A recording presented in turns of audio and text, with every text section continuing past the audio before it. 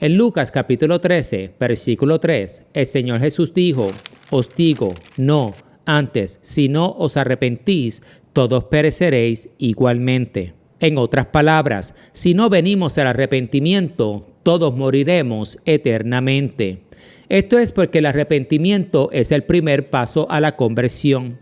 Pero si nosotros no tomamos este primer y crucial paso, es imposible tomar el segundo o el tercero.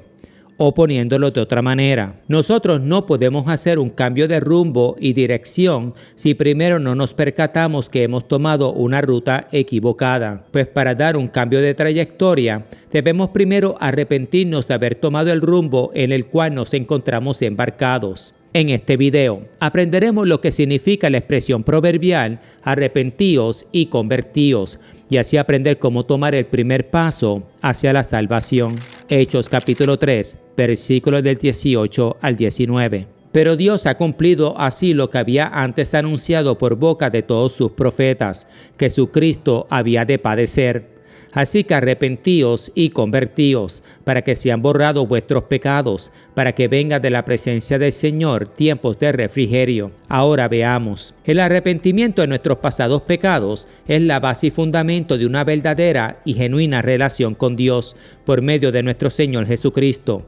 Esto es, para poder establecer una relación con nuestro Señor, debemos desistir de nuestra rebeldía y moldearnos a las ordenanzas de nuestro Dios. Como hijos obedientes, no os conforméis a los deseos que antes tenías estando en vuestra ignorancia. Primera de Pedro capítulo 1, versículo 14. En otras palabras, o somos hijos obedientes o somos hijos de desobediencia. O caminamos bajo la luz de la verdad o andamos en ignorancia. Pero si reconocemos que en los días de nuestra ignorancia éramos hijos de desobediencia, pues nuestra rebelión hacia Dios nos hacía ignorantes de su verdad. Esto significa que para ser hijos obedientes debemos arrepentirnos de nuestra rebeldía. Arrepentíos y convertíos. Hechos capítulo 3, versículo 19. El arrepentimiento es un acto crucial en la vida de un verdadero creyente. Mateo capítulo 3, versículo 8. Y el fruto de que dicho arrepentimiento ha echado raíz en nuestros corazones es la transformación visible e indiscutible de nuestras acciones. Claro está, por el poder del Espíritu de Dios. Así todos nosotros, que con el rostro descubierto reflejamos como en un espejo la gloria del Señor, somos transformados a su semejanza con más y más gloria por la acción del Señor, que es el Espíritu. Segunda de Corintios capítulo 3, versículo 18. En otras palabras, para poder seguir a Cristo, debemos ser transformados a la semejanza de Cristo. Y dicha transformación no puede comenzar si primero no ponemos en reversa nuestros antiguos deseos. Primera de Pedro capítulo 1, versículo 14. Pues nuestros pecados no confesados crean un velo entre nosotros y Dios que obstruye nuestras oraciones hacia Él. Pero cuando se conviertan al Señor, el velo se quitará. Segunda de Corintios capítulo 3, versículo 16. El arrepentimiento de pecado es, y siempre ha sido, la base y fundamento de toda predicación de parte de aquellos que poseen un verdadero llamado de parte de Dios. Que se predicase en su nombre el arrepentimiento y el perdón de pecados en todas las naciones, comenzando desde Jerusalén. Lucas capítulo 24, versículo 47. Juan el Bautista hizo esto mismo en Mateo capítulo 3, versículo 2. Y Juan dijo: arrepentíos, porque el reino de los cielos se ha acercado. Lo mismo hizo Pedro, uno de los 12. Pedro les dijo: arrepentíos y bautícese cada uno de vosotros en el nombre de Jesucristo para perdón de los pecados. Hechos capítulo 2, versículo 38. El apóstol Pablo de igual manera escribió en su carta a los romanos que sin un corazón contrito, lo único que hacemos es acumular castigo contra nosotros mismos para el día de la ira. Romanos capítulo 2, versículo 5. Con esto dicho, este mandato de predicar arrepentimiento de pecados no solo fue dado a los santos del Nuevo Testamento, pero de igual manera a los profetas.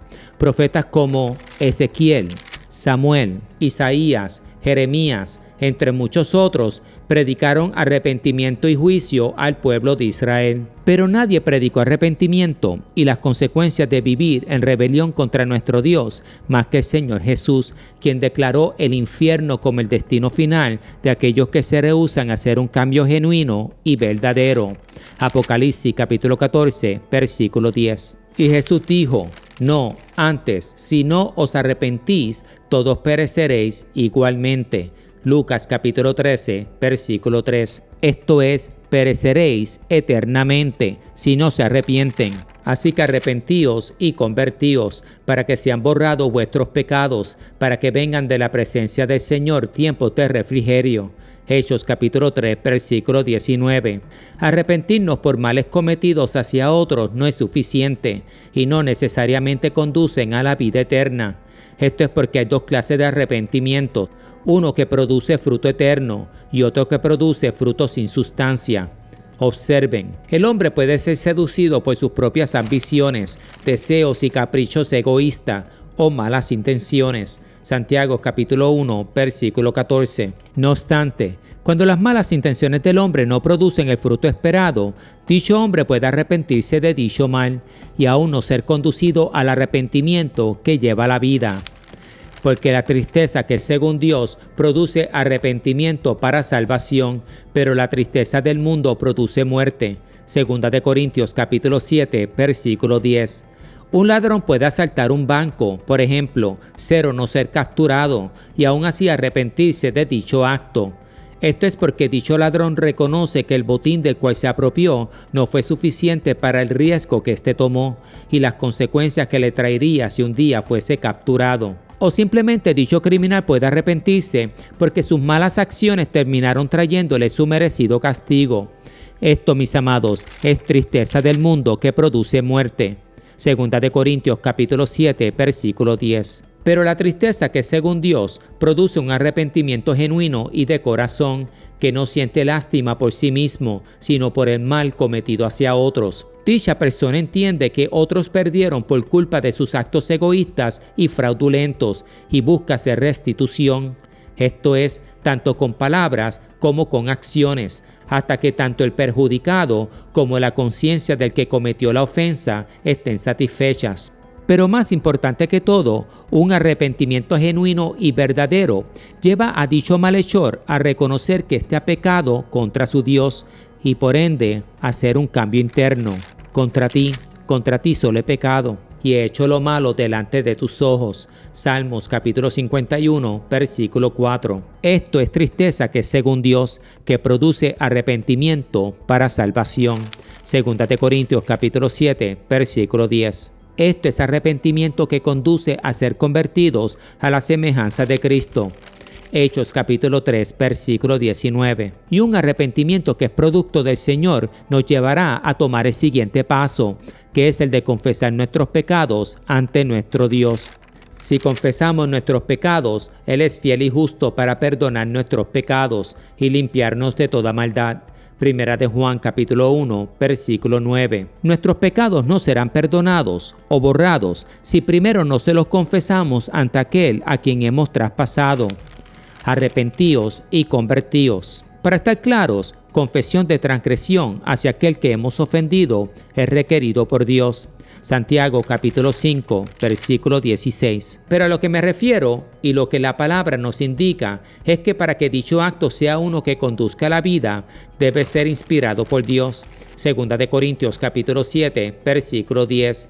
Esto es un arrepentimiento genuino y de corazón, en vez de un acto de autocompasión que proviene de una doble intención. En conclusión, arrepentimiento, por lo menos el que proviene del hombre, no necesariamente engendra un cambio sustancial y permanente en la vida de una persona. No obstante, el arrepentimiento genuino, esto es, el que hace un cambio sustancial y permanente, es el que es necesario para obtener vida eterna en Cristo Jesús. Un arrepentimiento que es tanto fructuoso como evidente, que otros pueden ver y hasta codiciar en la vida de un creyente. Y Jesús dijo: haced pues frutos dignos de arrepentimiento. Mateo capítulo 3, versículo 8. En otras palabras, de la misma forma que cuando alguien toma una ruta en la autopista, pero notando que tomó el rumbo equivocado, se echa para atrás y toma una vía nueva, es de la misma manera que nosotros, al percatarnos de nuestros malos pasos, debemos dar marcha atrás y tomar un rumbo distinto. Y este acto de arrepentimiento y transformación debe ser tan evidente que todos a nuestro alrededor deben percatarse de dicho cambio. Como uno que cuando guía por la autopista y se fija que va por la vía equivocada, cuando éste cambia de rumbo, sus pasajeros se percatan de esto. Este es el arrepentimiento que conduce a un cambio genuino y verdadero. Gracias por pasar este tiempo conmigo y recuerden, si venimos a Dios con un corazón contrito y en búsqueda de un cambio permanente, no solo nos promete Dios que borrará nuestros pecados de su mente, Hebreos capítulo 10 versículo 17, pero de igual manera Él nos promete tiempo de descanso.